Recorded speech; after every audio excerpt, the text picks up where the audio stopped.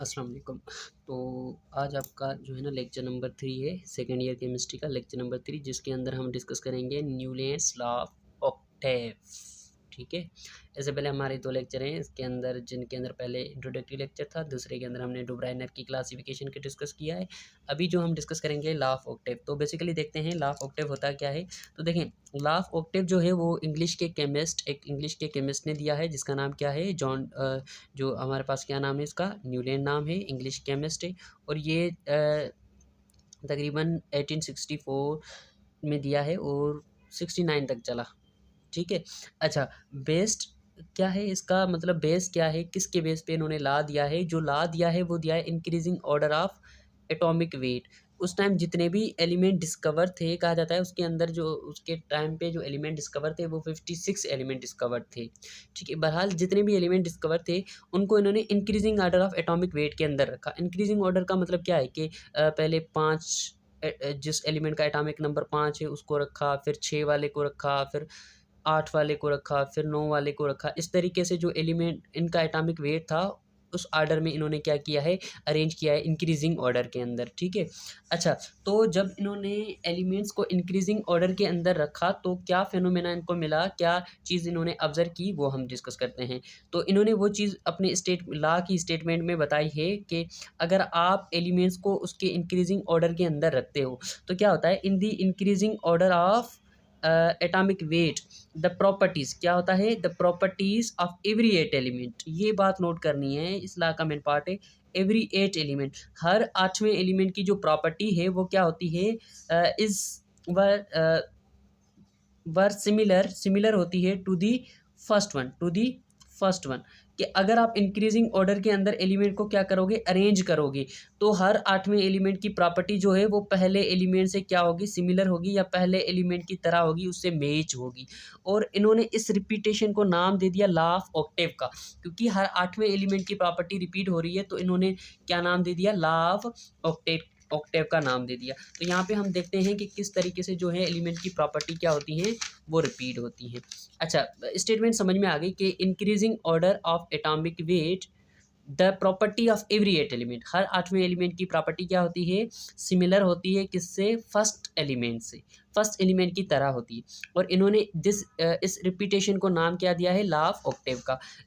जैसे म्यूज़िक की जो टोन्स होती हैं, साज होते हैं, वो रिपीट होते हैं, हर जो है 7वें जो टोन्स के बाद 8वां टोन रिपीट होता है। जैसे कहते हैं ना, सा रे गा मा पा धा नी सा, सा जो है 8वां है। ठीक है, वो 8वां क्या हो रहा है, रिपीट हो रहा है। वो बेसिकली 8 नहीं है, 7, लेकिन जो 8वें नंबर पे आ रहा है वो क्या है, फर्स्ट वन है। क्या है वो फर्स्ट वन है। ठीक है, तो इसी तरीके से जो है वो इन्होंने म्यूज़िक को जो है कंबाइन कर दिया केमिस्ट्री के साथ। म्यूज़िक की जो है रूल्स और प्रिंसिपल यहाँ पे केमिस्ट्री या एलिमेंट्स को जो है क्लासीफाई करने के अंदर अप्लाई कर दिए हैं।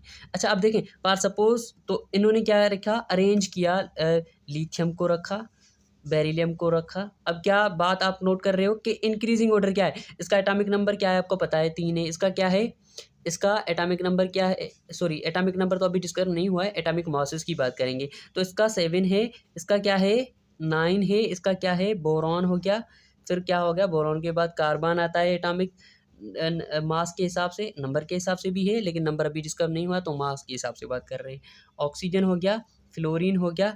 अच्छा, फ्लोरीन के बाद जो है नियोन नहीं आ रहा, क्योंकि तब जो है नोबल गैसेस डिस्कवर्ड नहीं हुई थी, तो हम नहीं लिखेंगे। सोडियम आ गया, सोडियम के बाद क्या आता है, मैग्नीशियम आ गया। उसके बाद क्या आता है, मैग्नीशियम के बाद एल्यूमिनियम आता है, एल्यूमिनियम के बाद क्या आता है, सिलिकॉन आता है। एटॉमिक मासेस के बेस पे हम अरेंज कर रहे हैं, और एटॉमिक मासेस भी किस बेस पे, कि इंक्रीजिंग ऑर्डर के।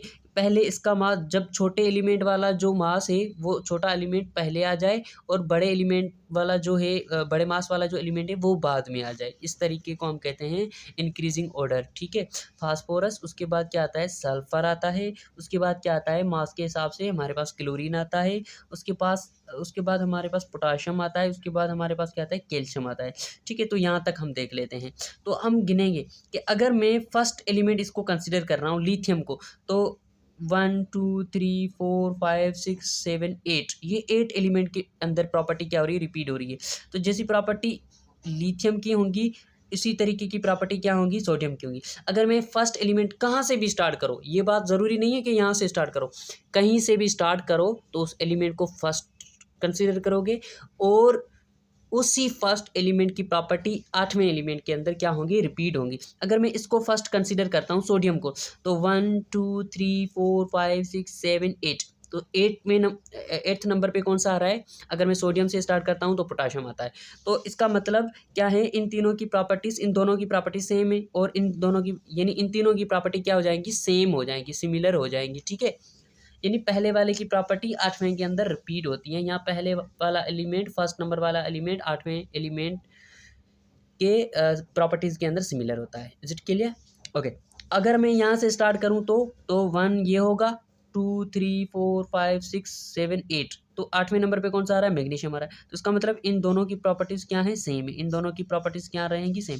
अगर मैं यहाँ से स्टार्ट करूँगा तो आठवें नंबर पे फिर से क्या आ जाएगा, कैल्शियम आ जाएगा।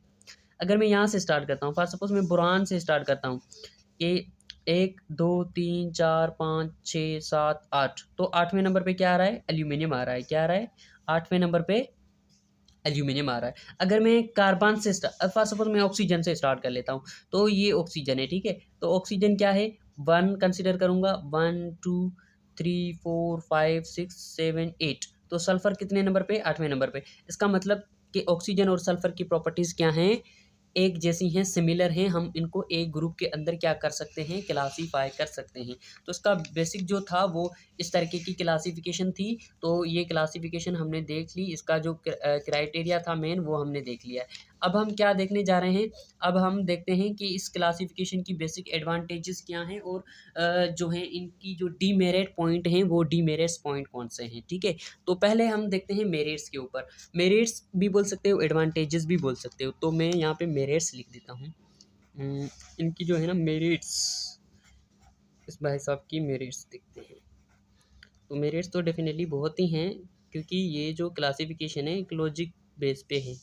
ठीक है, अच्छा अब देखें, तो ये जो क्लासिफिकेशन इन्होंने दी है ये हमें बेस प्रोवाइड करती है। किसका बेस प्रोवाइड करती है, किसके बारे में बेस प्रोवाइड करती हैं, provide the way to arrange elements in a tubular form. ये क्या करती है, एक वे प्रोवाइड करती है। क्या प्रोवाइड करती है, provide way to arrange elements to, ये चीज़ें आप लोगों को भी नोट करनी होंगी।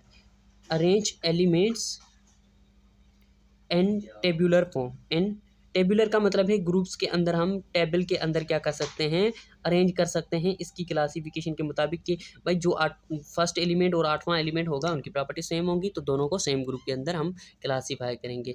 ठीक है, और दूसरी बात क्या है कि इन्होंने बड़ी बात क्या बताई है, रिपीटेशन, पीरियोडिसिटी वाला कॉन्सेप्ट दिया है। ये पहला साइंटिस्ट है जिन्होंने इंट्रोड्यूस करवाया है। क्या इंट्रोड्यूस करवाया है, introduce the concept of periodicity, concept of periodicity, periodicity का कॉन्सेप्ट दिया है कि प्रॉपर्टीज़ जो हैं वो रिपीट होती हैं, तो पीरियोडिसिटी उसको हमने पीरियोडिसिटी कहेंगे। ठीक है, रिपीटेशन वाली प्रॉपर्टी को।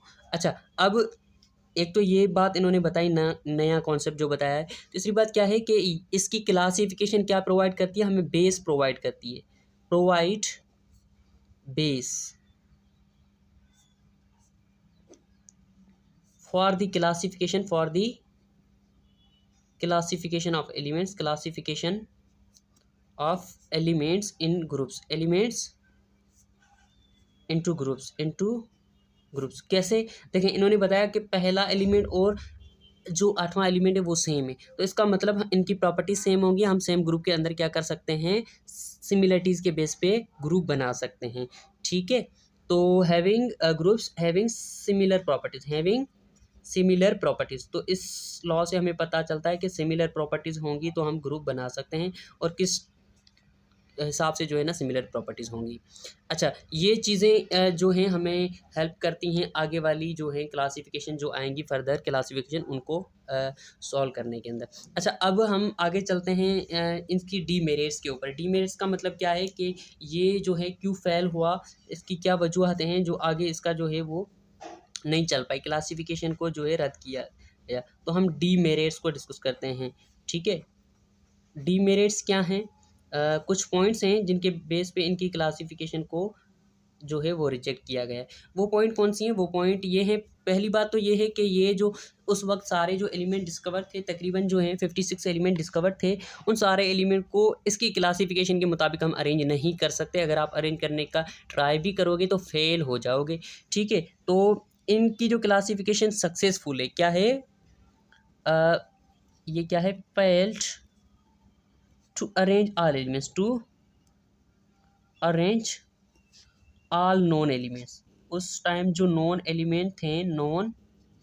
एलिमेंट्स थे उनको अरेंज करने के अंदर क्या हो रहे थे, सारे एलिमेंट्स अरेंज नहीं हो रहे थे, ठीक है। सिर्फ कहाँ तक हो रहे थे, सक्सेसफुली जो एलिमेंट्स अरेंज हो रहे थे वो कहाँ तक हो रहे थे, up to calcium, up to calcium, जो कि मैंने यहाँ पे लिखा है कैल्शियम तक जो है वो इसकी अरेंजमेंट इसके लॉ के मुताबिक जो हो रही थी वो सही हो रही थी। कैल्शियम के बाद अगर हम जैसे ही आगे जा रहे हैं तो इसकी क्लासिफिकेशन क्या हो रही है, गलत साबित हो रही है, सही नहीं हो रही, ठीक है। और दूसरी बात क्या है कि जो हेवियर एलिमेंट हैं, हेवियर मेटल हैं, जिनको हम अभी डी ब्लॉक एलिमेंट कंसिडर करते हैं, तो उनको ये अरेंज नहीं कर पाया। तो हम लिखेंगे कि failed to arrange D block element, sorry, fail to arrange the heavier elements, ठीक है। जो heavier elements हैं उनको ये भाई साहब अरेंज नहीं कर पाया, ठीक है। यानी इसकी क्लासिफिकेशन भी क्या है, लिमिटेड है। और अगर हम बात करें तो इसकी क्लासिफिकेशन के अंदर कोई भी गैप नहीं था, देयर इज नो गैप, कोई भी जगह नहीं छोड़ी गई थी गैप फॉर नोबल गैसेस। अब जो नोबल गैसेस आएंगी उन नोबल गैसेस के लिए कोई भी जगह इसने नहीं छोड़ी है। और अगर हम बात करें तो फ्यूचर पॉसिबल एलिमेंट, ऐसा तो नहीं है कि इसकी क्लासिफिकेशन के बाद कोई एलिमेंट डिस्कवर्ड ही नहीं होगा।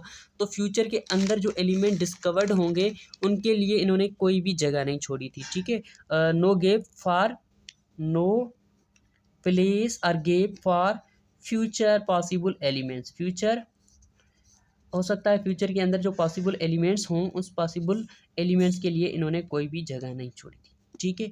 तो ये थी इनके डीमेरिट्स। और दूसरी बात डेफिनेटली ये है कि एटॉमिक वेट के बुनियाद पे दे रहा है, तो एटॉमिक वेट के बुनियाद पे जो भी क्लासिफिकेशन होगी उसके अंदर मिस्टेक होगी, क्योंकि एक तो एटॉमिक वेट या एटॉमिक मास अभी तक क्या हैं, डाउटफुल हैं, फॉल्टी हैं एटॉमिक मासेस कुछ एलिमेंट के, ठीक है। और दूसरी बात क्या है कि एटॉमिक वेट जो है चेंजेबल हैं। अभी हम आइसोटोप्स को जब डिस्कस करते हैं तो एटॉमिक वेट चेंज हो जाता है, ठीक है। तो फिक्स्ड वैल्यू नहीं है, फिक्स्ड वैल्यू जो है एटॉमिक नंबर है। जब एटॉमिक नंबर आ जाएगा तब जो है सारी क्लासिफिकेशन जो होगी वो करेक्ट हो जाएगी, ठीक है।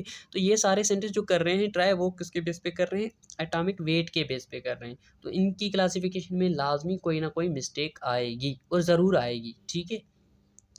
अच्छा, तो यहाँ पे हमारी जो है ना क्लासिफिकेशन न्यूलैंड्स की ख़त्म होती है। अभी जो इम्पॉर्टेंट है वो लोदरमियर है और जो है वो कौन सा है, मेंडलीव है। उसके बाद मॉडर्न क्लासिफिकेशन है, ठीक है। तो यहाँ पे हमारा लेक्चर नंबर 3 ख़त्म होता है और अब लेक्चर नंबर 4 स्टार्ट करेंगे। उससे पहले आप लोगों से एक रिक्वेस्ट है, वो रिक्वेस्ट ये है कि चैनल को जो है वो सब्सक्राइब कर दें और अपने दोस्तों के साथ क्या कर दें, शेयर कर दें। तो आपकी बड़ी मेहरबानी होगी। Thank you.